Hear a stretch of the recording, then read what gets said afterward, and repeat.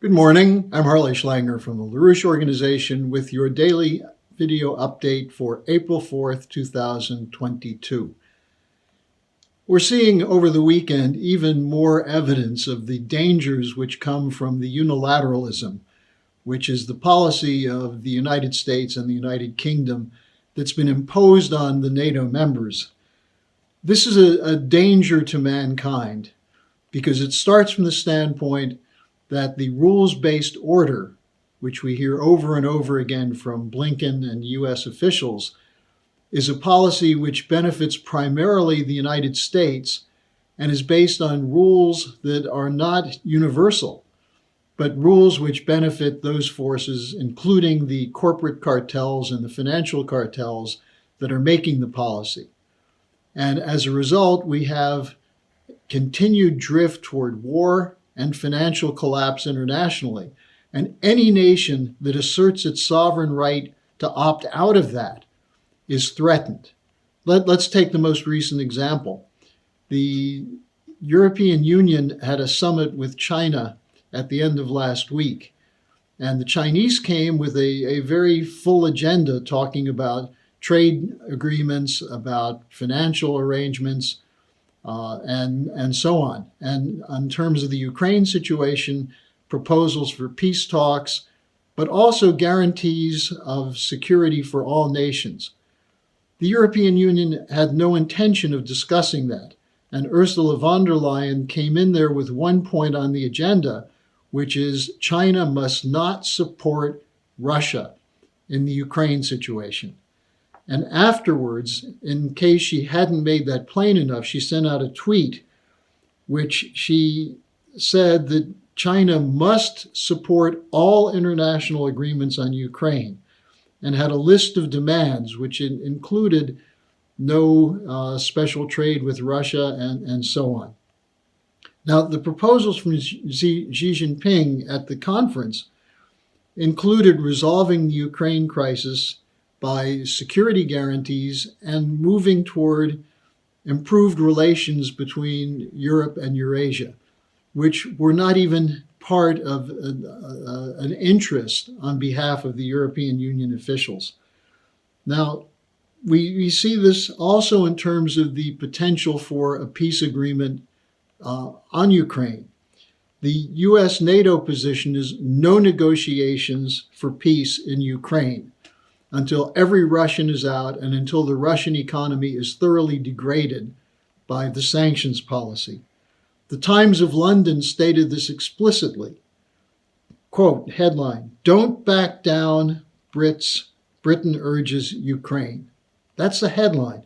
The article quotes a British government source who said the Allies, referring to France and Germany in particular, are overeager to secure a peace agreement. Then they quote Boris Johnson, who said he told Zelensky, Putin is a liar and a bully, don't make any concessions. Meanwhile, the NATO side is planning on more weapons into Ukraine. The U.S. is sending more weapons. And we see a similar pattern coming from the House of Representatives.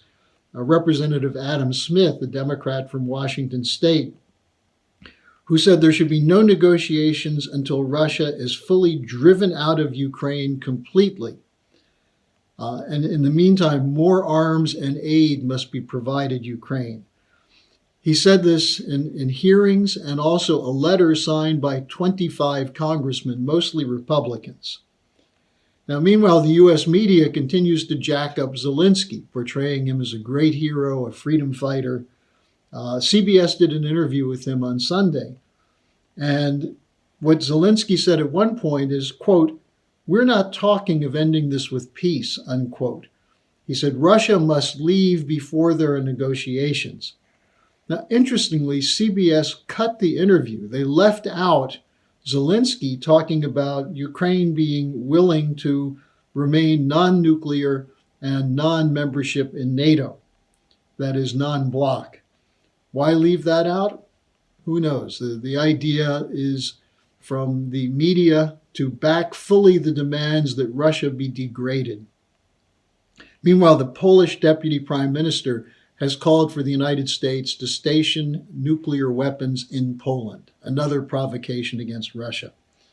Now let's look at a couple of aspects of the economy. There are actually two reports from the Federal Reserve which are interesting given the acceleration of inflation and the overall global economic weakness.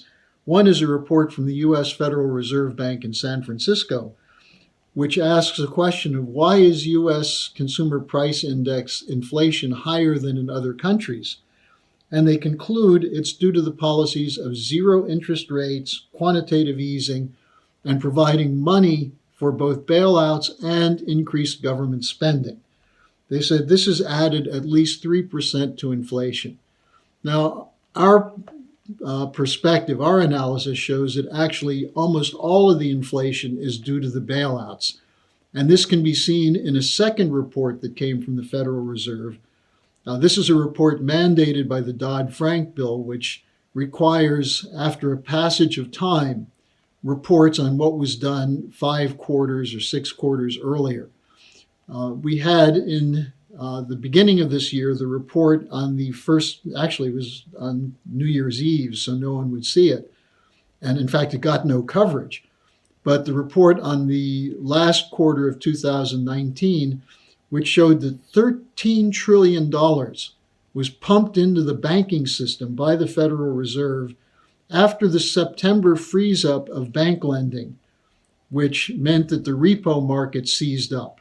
And so the Federal Reserve had to take over the repurchase agreement market so that funds could be made available to banks that had to cover losses.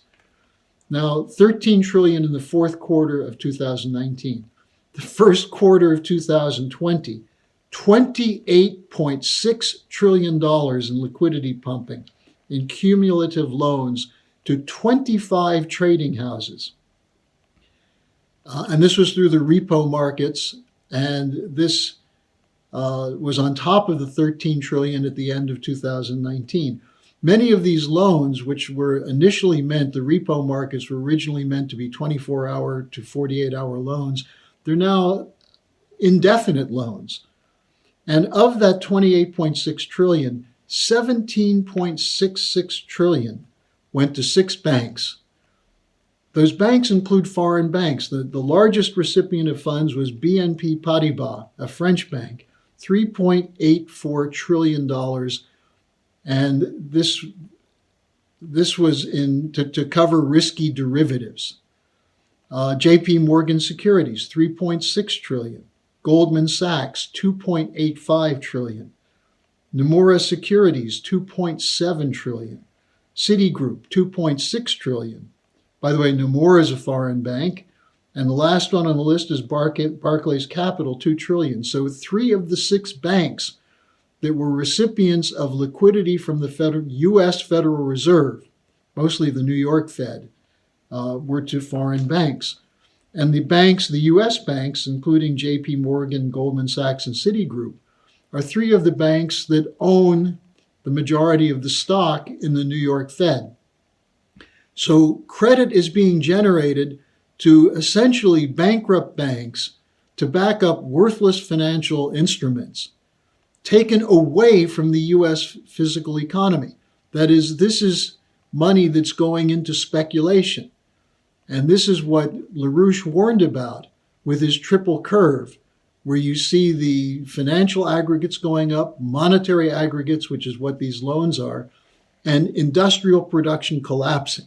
That's why there's inflation.